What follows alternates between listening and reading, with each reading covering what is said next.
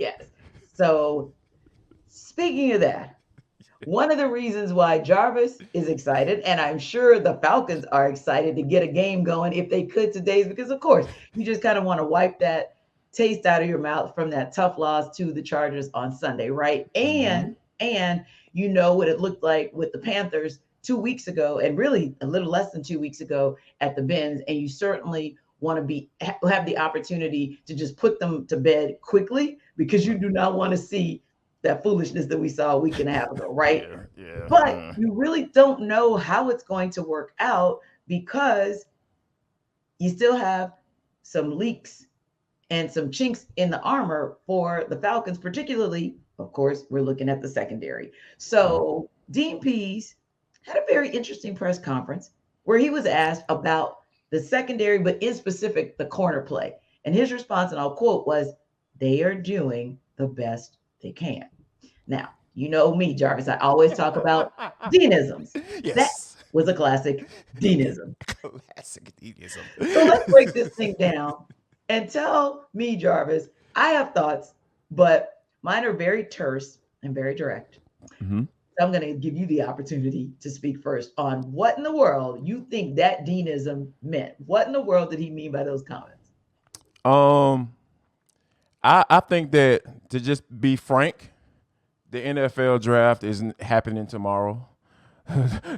Free agency doesn't open up tomorrow before the game, and Terry Fontenot can't work the phones right now and go get a guy that can come in and be a viable starter for you, a consistent Yeah. starter for you, and that's the thing that people need to understand because Mm-hmm.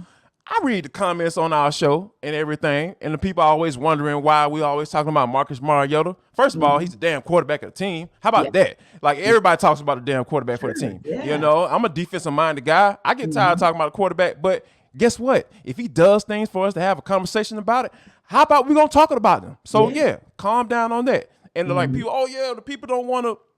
You don't want to talk about the defense. Yeah, so we're gonna talk about the defense right now. Let's talk about it. You And got a we guy, do. Can I just co-sign on that, right? Jarvis, and say if you watch and you rock with us all the time, we pretty much have a consistency during the Fair football and season, balanced. NFL Yeah, season. come on now. Exactly. We usually come in on a Monday and we really break it down across all three phases of the game, like kind of a recap. And then each and every day leading up to that Sunday, we literally, especially Monday and excuse me, Tuesday and Wednesday, typically Tuesday we'll focus on the offense and kind of give them some love. And notice Right, our question today was what we typically do on a Wednesday, breaking something down on the defense. And then right, we'll come back on a Thursday and kind of dig into it a little bit more kind of high level, or we might react to some things that we find out because then we're on the way to practice, right? We're getting right, into the second day of practice after film breakdown and after a day off. So we give you guys some information that we feel is pertinent to as it relates to practices and who's looking like they're going to be a go, who looks questionable, and who's probably out. And then we come back on a Friday and give keys to the game. So, in case you were kind of wondering what the rotation is like yeah, and there we why you go. don't hear a certain thing on a certain day, unless something really powerful came across that we need to react to on a different side of the ball. Usually, Jarvis and I kind of have a method to our madness. Now, tomorrow, obviously, we're going to ratchet it up because it's a Thursday and we're going to give our keys to the game on a Thursday. And then Friday will be a reaction Friday. But listen, if you rock with us, we have a method to our madness because we do want you guys to see things from our eyes and we appreciate seeing it from your eyes as well. But I just had to give that kind of follow up to what you said, Jarvis, because yeah, no way in the world is this show ever going to not talk about defense when that guy played it at the professional level, as you were, Jarvis. Yes, thank you, T. Public service announcement. It happens from time to time, but yeah. But back to your question. As far as the MPs, though, I think that he's working with what he has. Right. Yes. Let's talk about what he has. He has a low round draft pick in Darren Hall sitting over there. I think he Mm-hmm. was a fifth round, Yes. if I remember correctly. And then you Yeah. talking about Cornell Armstrong, a guy that you brought up about the practice squad, who's been Right. starting for you on the backside of your defense. And we know what bad backside corners look like, right? We saw that Yeah. last year, and I go on and go out and say that he has played a lot better than that dude that they end up cutting last year. So I Right. think that when VP says they're doing the best they can, that's exactly what he means. And I think that for all the people who are trying to want to find ways to criticize that defense, like he's doing, like it can be a lot worse. I promise you. Because at the end of the day, they don't gave up 20 points. Yeah. Yeah. And I would agree with you on that one. And that was one of those, it was a heartbreaker. It definitely was a heartbreaker. And it was one where I think I said to myself, Taquan Graham, oh God, that might not be a bad thing. And I know we're talking, secondary, but I was like, that, Right. just to give him as an example, that's the Mm-hmm. kind of thing where Dean Pease is going to Dean Pease has a guy in TQ and some of those other guys that'll say, I'm not going to let that happen late again. I'm not going to let that Right. happen late again. So I'm going Right. to actually go past what happened in that Chargers game and kind of go back to what you said and kind of go back to the games leading up to the Chargers game to Right. say, hey, once AJ Terrell went down, once Casey Edwards went down, or Haywood, excuse me, Yeah. went Mm-hmm. down, we then knew like, oh my, Dean Pease is just going to have to work with what he worked with. So Yeah. Yeah. you So can't yeah. do anything with except what you were given. And I think everybody kind of agreed that on some level, Cornell Armstrong kind of surprised because he was at least solid. And again, Yeah. like you said, a guy coming off the practice squad, that's kind of all that you could ask for him. And Darren Hall, give him his credit because he actually balled out. You got to give him actually a step above Right. was solid. Darren Hall Right. actually put in some work. So give them an opportunity to show you again that they can at least be the guys. Because remember, this is a season where Dean Pease felt comfortable and confident all the way through his depth progression that he had the guys that would give him the ability to open up the playbook completely. Yep. Yep. And so he's done that. And as far as I've seen Jarvis, and correct me if I'm wrong, but for the most part, these last say 2 weeks where he's been down his main people, his starters, he's still pretty much kept that playbook open. Yeah. So in my opinion, that means hey, he's working with what he has. But at the end of the day, these are also Deanisms. This is also something DP said last year, which basically says, hey man, we know we ain't got the guns and it is what it is. And we're Right. just going to go out there and do whatever it is that we can. Falcons fans, that's really all that you can ask of him. He'll probably try to get a few more disguised looks in there Yeah. tomorrow night so that he can at least confuse the Panthers offense and try to kind of like buy some time there. But again, I mean, what else do you want him to do? I mean, he's working with his guys the best that he can. And I mean, that's really all you can do.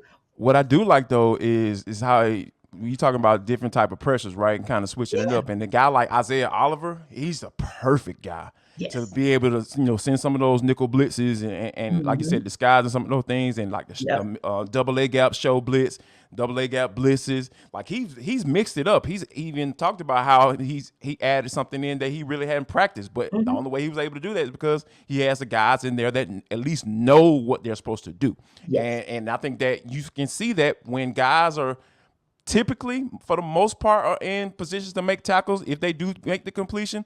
Because we talked about that third down conversion rate on the show Mm-hmm. and about how the Falcons were up and down. Like in the first and third quarters, they were able to, from an offensive standpoint, they were able to convert. And then in the second and fourth quarters, that's when the Mm-hmm. Chargers kind of took over, and they was continuously converting on third down. And you see Mm-hmm. that's basically the end result of the game, right? When Right. you're able to be successful on those crucial downs. So I Indeed. think that Pease he has a couple of things that he can do. We're not sitting up here and saying Mm-hmm. that that's all he can do and that's it. But there are some things that he can implement, like things that he hasn't never done really shown on tape before. Mm-hmm. Those things throw off quarterbacks, especially inexperienced quarterbacks like PJ Walker. Yes. So I think those are some of the things that he's going to implement into Mm-hmm. this game plan especially when you're going up against a divisional rival. So Yeah. when you have to come up with little kinks and different things that you haven't Mm-hmm. necessarily shown before. And I think Pease is definitely going to do that. I trust Pease to do those things. I do too, and I do trust him at a minimum to at least slow more down as well. Like Walker Right. to more, he may not be able to Yeah. stop that combo, but I do think that he's looked at the film and he's going to be prepared to at least slow that combo down. Now, speaking of being slowed down, you and I have actually commented on this before. How the Falcons have been really fortunate this year, unlike in other years, to really have their starting five on the O line be there Right. consistently, and I think that's been a part and parcel you can contribute some of that success that we've seen. You may not say that Marcus Mariota has been the greatest, but I bet they've kept him off his back a whole lot more than they kept Matt Ryan off his back. Indeed. And the ability for the run game to be as successful as it has been. Mm-hmm. You got to give credit where credit is due, and that O-line has looked markedly better. However, the injury bug has finally hit, and it has been viciously attacking at left guard. Right. Jalen Yes. Mayfield, IR. Elijah Wilkinson, IR. And now Matt Hennessy, IR. So in comes Colby Gossett to maybe save the day. What does this look like as far as, and I'm going to say, Jarvis, not just so much for tomorrow night's game, but what could this mean potentially for the O-line as it relates to the protection that is needed for not just Marcus Mariota, but for that run game to continue to lead the charge for the Falcons offense throughout this season? To be honest with you, like, I'm not too concerned because Kobe Gossett played well against Seattle. Like, he played that game. He played in that game, and I think that he did a pretty solid job because, even when he stepped in last week, the run game didn't change too much. Like, they still had some success running the football throughout the entire game when Hennessy went down. So I think that because, let's look at it. We talked about coming in, like when the Falcons were making moves and all that stuff and trying to figure out who's going to be at that left guard position, they determined that it wasn't going to be Jalen Mayfield. Right. You just need somebody that can be solid, that can step in. And Elijah Wilkins has done that. I believe that, Matt Hennessy was fine when he was in there before he got hurt. And then you had Gossett come and step in. And I think that right now you have a system that's in place, a foundation in that run game where you know where your strengths are. You know that more than likely you can get some yards on that right side of the offensive line because that's probably your best side, right? As far as you putting two guys together on that particular side, and Chris Lindstrom and Caleb McGarry from a run game standpoint. So I'm not too concerned about Gossett going in, but you do kind of hate the fact that, like, that was something that you can count on from an injury standpoint that has been fairly healthy throughout the entire season. It's just kind of messed up that you have to deal with it as you come into these crucial games, like the divisional game that they have tomorrow night against the Panthers. Yeah, and I agree with you. In looking at the stats, not much changed in the run game once Colby Gossett was inserted. I think the only thing that really concerned me, which, hey, at this point in the season, that's probably a concern for most teams at some position, and that's just depth. I mean, that's the only thing that concerns me. Is there a depth issue? And if Colby Gossett goes down, oh my goodness, what might happen? But again, at least you have somebody. Hey, Jalen, you healthy yet? I'm like, we don't want to see that. I don't know. I don't want to see that. I'll say that. Not at all. Like, I don't want to see that. You might want him to just stay over there, as the old folks say. Exactly. Stay over there where you at. Right, sir. Yeah, leave it alone. But hopefully, Colby Gossett, he's a solid insert, and hopefully the Falcons won't have any issues to where depth even becomes a conversation for them. But where we want a conversation to go for you is, as always, after your conversation about ATL Day 1. We hope you guys are talking about Locked On Atlanta and specifically Locked On Sports Today, the podcast. It's the biggest stories of the day. They have instant reactions, like they'll have an instant reaction on Friday about Thursday's game. They have big recaps, and you know us, guys, you love For the Culture. We'll talk For the Culture in a minute, but they have their version of For the Culture. The Locked On Sports Today crew talks about their take of the day. So if you want to hear more on the Locked On Sports Today podcast, just check them out wherever you check us out, whether that's the Odyssey app, YouTube, or wherever you download your podcasts, because definitely that Locked On Sports Today, it'll give you a little bit of Falcons, but we also know that a lot of you guys are transplants from here, there, and everywhere. So certainly it'll give you some info and take you all around the league on the biggest stories of the day.